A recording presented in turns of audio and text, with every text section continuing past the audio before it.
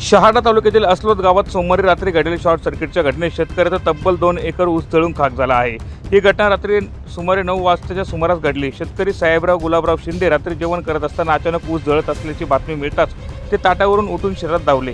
घटनेनंतर रात्री 9:30च्या सुमारास अग्निशामक दलाला संपर्क साधण्यात आला, परंतु फक्त 15 मिनिटांच्या अंतरावर असलेली गाडी तब्बल 3 तासांनी घटनास्थळी दाखल झाली, तोपर्यंत आग आटोक्याबाहेर गेली होती। यामुळे लाखो रुपयांचे नुकसान झाले आहे, असा आरोप शेतकऱ्यांनी केला आहे।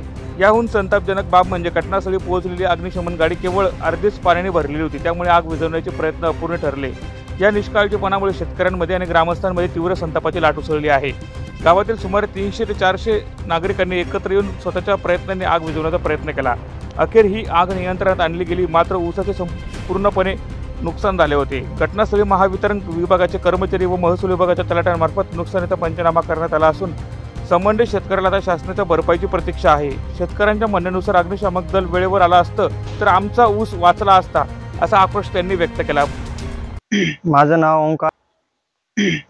ओंकार साहेबराव शिंदे आहे। शेतामधून मी शॉर्ट सर्किट झाला, मारात आग लागली। मी भिजवत होतो, 9:30 वाजता 11:30-12 मग आम्ही 2-3 आम्हाला परत सगळे गावातले मुले ते गावाच्या बसलं दलाचे ते काही बोल तरी ते आणि ते म्हणे पाणी तुमची काय मागणी गेलेली आहे। 9:30 वाजता आपण म्हणजे हा झाल्यामुळे आमचा ऊस जळला।